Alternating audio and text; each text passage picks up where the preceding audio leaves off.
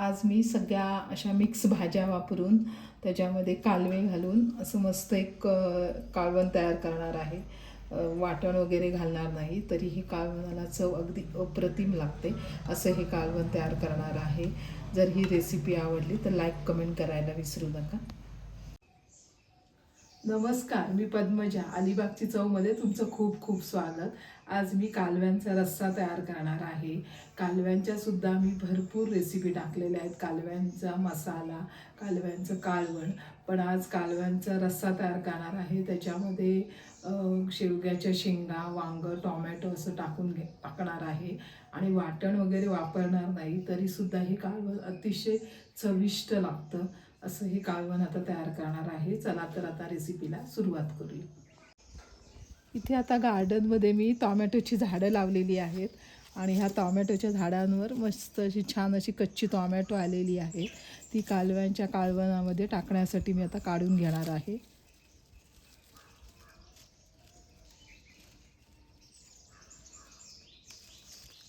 अशी छान टॉमॅटो आलेली आहेत कच्ची, ती काढून घेते.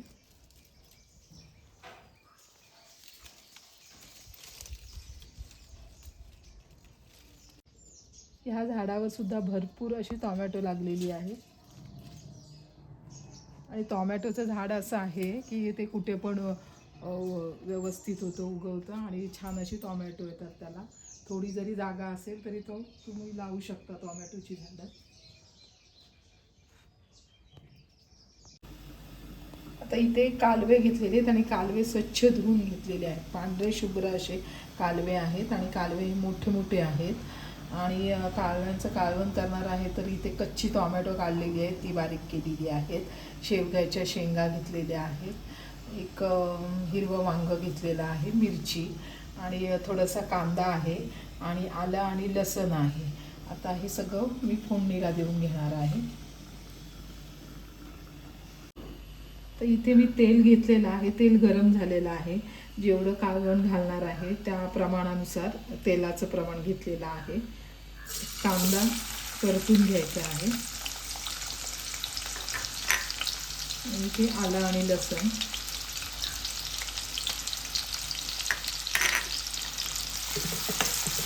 कांदा, आलं आणि लसूण जरा कुरकुरीत होईपर्यंत तेलामध्ये जरा परतून घ्यायचा.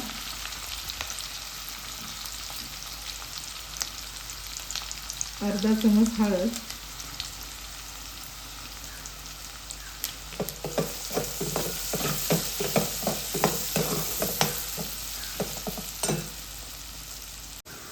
कांदा आणि लसूण छान असं कुरकुरीत झालेला आहे. आता मी ह्याच्यामध्ये ही कालवे आणि हे सगळं टोमॅटो, वांगं वगैरे घालून देणार आहे.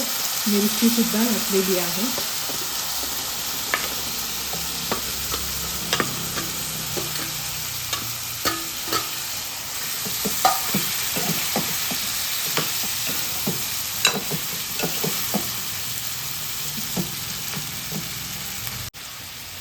पाणी आता ह्याच्यामध्ये घालणार नाही. मी गॅसचा फ्लेम स्लो केलेला आहे आणि पाणी वरती ठेवते झाकणावर. जे पाणी गरम होईल तेच कालवणामध्ये घालून घेणार आहे.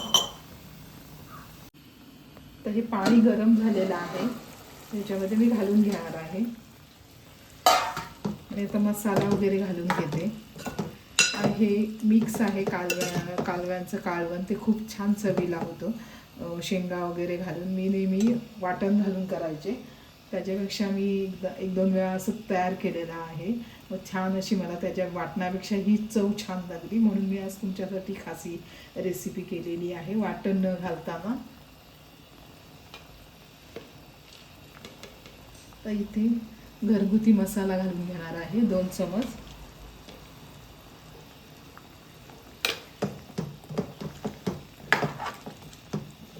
आणि कालव्यांमध्ये जरा मसाल्याचं थोडंसं कमी प्रमाण घ्यायचं आहे. मच्छीमध्ये आपण जास्त घालतो, पण कालव्यांमध्ये थोडंसं मसाल्याचं प्रमाण जरा कमी घेतलं तर छान लागतं.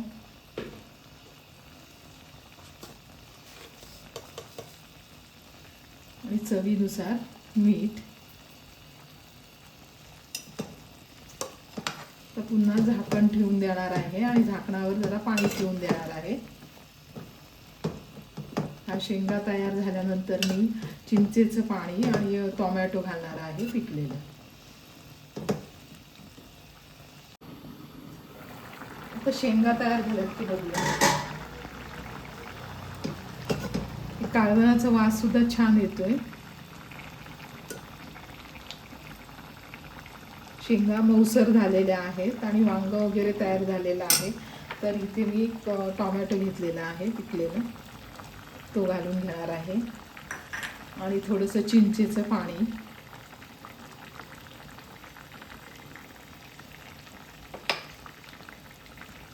आणि कोथिंबीर. आता कोथिंबीरचं जरा सीझन आहे त्याच्यामुळे ही गावठीच कोथिंबीर घातलेली आहे. वाससुद्धा छान येतो कोथिंबीरला आणि भरपूर घातलेली आहे. 1-2 मिनटात कालवण तयार होईल, मस्त छान असं चविष्ट.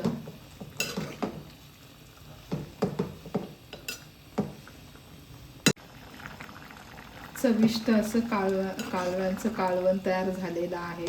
जास्त रस्सा पण नाही, असं घट्टसरच केलेलं आहे. तर मी गॅस बंद करते. तर आजची ही तुम्हाला कालव्यांची रेसिपी कशी वाटली हे कमेंट करायला विसरू नका.